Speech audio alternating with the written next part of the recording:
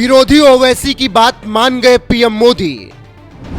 रूस पहुंचते ही पीएम मोदी ने पुतिन से की बात। डिनर पर बन गई बात, हो गया बड़ा ऐलान।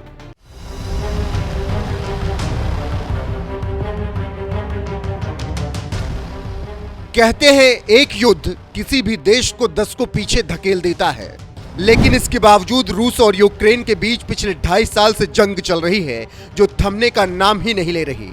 ना रूस पीछे हट रहा और ना ही यूक्रेन पीछे हटने को तैयार है। दोनों देशों के बीच जारी जंग अब इस हद तक पहुंच गई है कि रूस की सेना में हिंदुस्तानियों को फर्जी तरीके से भर्ती करवाकर यूक्रेन के खिलाफ उन्हें युद्ध लड़ाया जा रहा है। ये मसला कई बार हैदराबाद के सांसद असदुद्दीन ओवैसी भी उठा चुके हैं, जिस पर अब पीएम मोदी ने रूस पहुंचते ही तगड़ा एक्शन ले लिया है।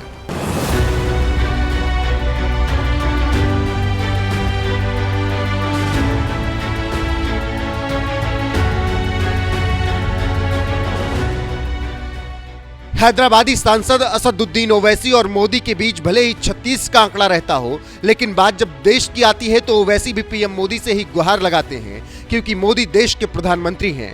यही वजह है कि इस साल रूस में जब हैदराबाद के युवक मोहम्मद असफान की मौत हुई तो असदुद्दीन ओवैसी ने इस मसले को उठाते हुए मोदी सरकार में विदेश मंत्री एस जयशंकर को खत लिखा था और बताया था कि भारतीय युवकों को कैसे युद्ध में जबरन धकेला जा रहा है। हमारे देश के 12 करीब लड़के जिनको धोखा देकर, नौकरी का धोखा देकर इनको रशिया लेकर गए और वहाँ पर एजेंट्स ने इनको कहा कि सिक्योरिटी में काम करना है, बिल्डिंग की सिक्योरिटी में, और उसके बाद इनको धोखा देकर ले जाकर वॉर फ्रंट पर, रशिया यूक्रेन की जहाँ जंग हो रही है वहाँ पर इनको लेकर चले गए। और इसमें तेलंगाना के 2 लड़के हैं, कर्नाटका गुलबर्गा के 3 लड़के हैं, गुजरात का एक लड़का है हेमल अश्विन भाई, कश्मीर के 2 हैं और काशगंज उत्तर प्रदेश का एक है। इन पीड़ित परिवार के जिम्मेदारों ने मुझसे मुलाकात की तो मैंने दिसंबर के महीने में हमारे फॉरेन अफेयर्स मिनिस्टर जनाब जयशंकर साहब को लेटर लिखा। फिर हमारे भारत के जो एम्बेसडर रशिया में हैं उनको मैंने लेटर लिखा और इनके फैमिलीज बहुत परेशान हैं। ख़ास तौर से हमारे देश के वज़ीर आज़म जनाब मोदी साहब से, हमारे फॉरेन मिनिस्टर जनाब जयशंकर साहब से ये रिक्वेस्ट करता हूँ कि वो रशिया की हुकूमत से बातचीत करके इन 12 नौजवानों को सेफली वापस भारत को बुलाएं। इनके परिवार के लोग बहुत परेशान हैं। भारतीय नागरिकों को फर्जी तरीके से सेना में भर्ती करके यूक्रेन के खिलाफ युद्ध लड़वा रहे रूस के खिलाफ पिछले कई महीनों से असदुद्दीन ओवैसी इसी तरह से आवाज उठाते रहे और अब जब लगातार तीसरी बार सत्ता में आने के बाद 8 जुलाई को पीएम मोदी पहली बार रूस के दौरे पर गए तो एक बार फिर ओवैसी ने पीएम मोदी को रूस में फंसे भारतीयों के मुद्दे की याद दिलाते हुए कहा कि नरेंद्र मोदी रूस में हैं, इसीलिए उन्हें पुतिन से संपर्क करना चाहिए और यूक्रेन युद्ध में लड़ने के लिए भारतीयों की भर्ती को रोकना चाहिए। उन्हें यह भी सुनिश्चित करना चाहिए कि युद्ध में फंसे निर्दोष भारतीयों को जल्द से जल्द घर वापस लाया जाए। रूस में हिंदुस्तानियों को जबरन युद्ध के मैदान में धकेलने के मसले पर लगातार आवाज उठा रहे ओवैसी की बात लगता है पीएम मोदी ने भी मान ली है। इसीलिए रूस पहुंचते ही राष्ट्रपति व्लादिमीर पुतिन के सामने यह मसला मोदी ने उठाया और रूस इस बात के लिए तैयार भी हो गया कि वो जल्द ही भारतीय नागरिकों को सेना से डिस्चार्ज करेगा, जिससे वो भारत लौट सकें। मोदी ने कैसे सुलझाया यह मुद्दा?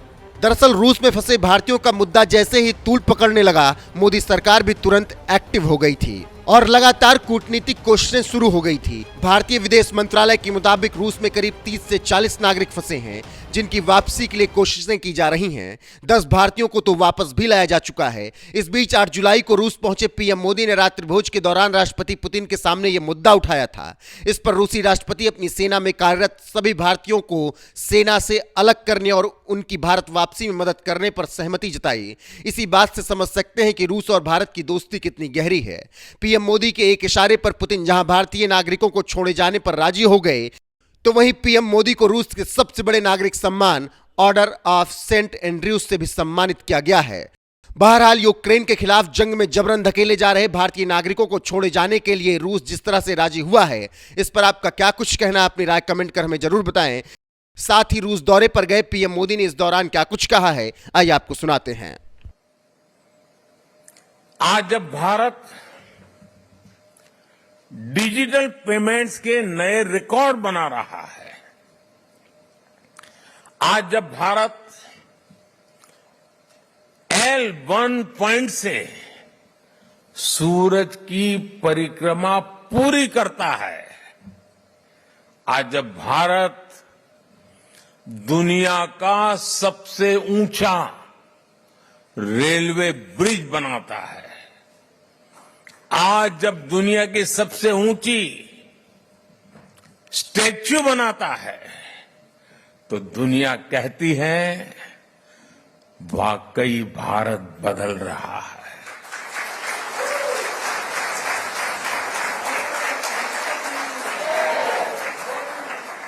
और भारत कैसे बदल रहा है?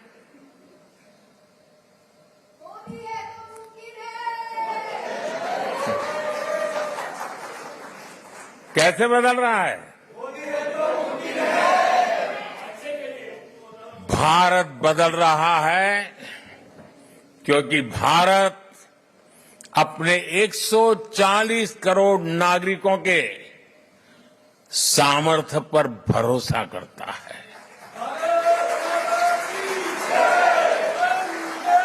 विश्व भर में फैले हुए भारतीयों का सामर्थ्य पर भरोसा करता है, गर्व करता है। भारत बदल रहा है क्योंकि 140 करोड़ भारतीय अब भारत को विकसित देश बनाने का सपना संकल्प लेकर के पूरा करना चाहते हैं। इसके लिए आप दिन रात मेहनत करते हो।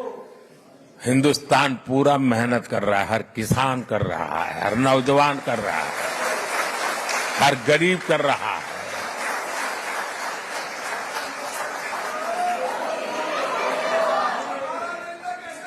आज दुनिया के अलग हिस्सों में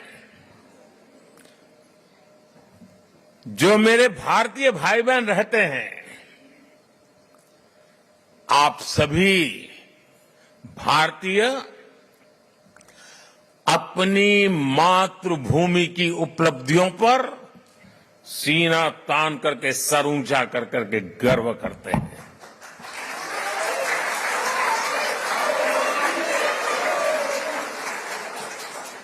आप गर्व से बताते हैं कि आपका भारत आज किन बुलंदियों को छू रहा है। अपने विदेशी दोस्तों के सामने भारत का जिक्र आते ही आप देश की उपलब्धियों की पूरी लिस्ट रख देते हैं और वो सुनते ही रह जाते हैं। मैं जरा आपसे पूछता हूं, क्या बताइए, मैं जो कह रहा हूं सच है कि नहीं है? आप ऐसा करते हैं कि नहीं करते? आपको गर्व होता है कि नहीं होता है? दुनिया का आपकी तरफ देखने का नजरिया भी बदला है कि नहीं बदला है? ये 140 करोड़ देशवासियों ने करके दिखाया है।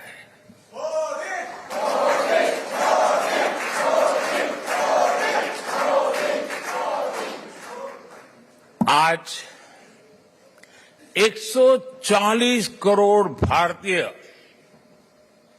दशकों से चली आ रही समस्याओं को सुलझाने में विश्वास करता है। कारपेट के नीचे दबा करके गुजारा करना अब देश को गुवारा नहीं है दोस्तों।